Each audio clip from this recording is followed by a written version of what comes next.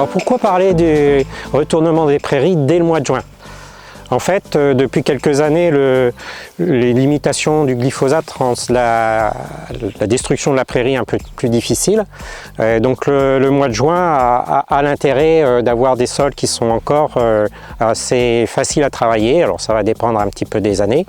Et puis on ne va pas espérer une grosse production de la prairie derrière. Donc c'est le bon moment, notamment parce que quand on aura fait notre premier travail du sol, derrière, il y a l'été qui va assécher les plantes et détruire beaucoup mieux la prairie.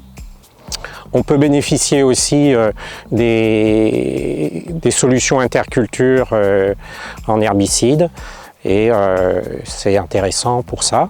Alors, il y a 3 raisons pour lesquelles on peut retourner sa prairie. C'est les raisons réglementaires, au bout de 5 ans, on retourne. Les raisons de rotation, on a prévu dans sa rotation que c'était la bonne année pour retourner. Et puis la dernière sur laquelle on va être un peu plus long, mais c'est la dégradation de la prairie. Bon, l'idéal pour faire un diagnostic prairie, c'est d'y aller juste après, ou une dizaine de jours plutôt après une exploitation.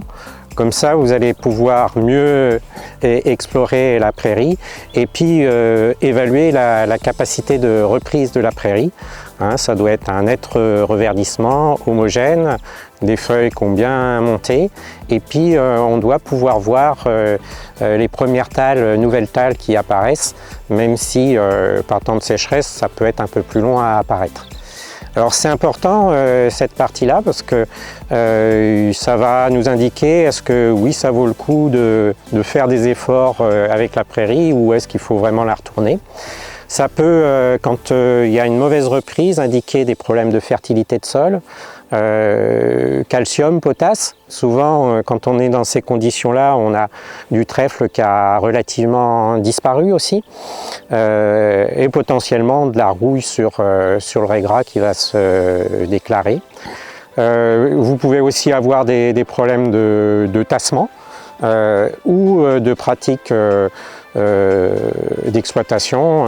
Par exemple, une exploitation très tardive en stade peut handicaper la reprise de l'exploitation, voire avoir des destructions de plantes parfois. Alors plus la prairie est vieille, plus elle a de mal à repartir. Hein. Les fourragères vont perdre de la vigueur au fur et à mesure. Plus elle aura subi dans son histoire des sécheresses, des excès d'eau, etc., plus son racinaire sera abîmé et on aura des soucis. Alors la conséquence de tout ça, souvent, c'est qu'on voit apparaître des creux dans la parcelle où on n'a plus de végétation et ces creux, c'est souvent un appel à des adventices qui reviennent. Alors c'est intéressant d'avoir un regard sur ces adventices-là parce qu'elles peuvent être des indicateurs de ce qui se passe dans la parcelle.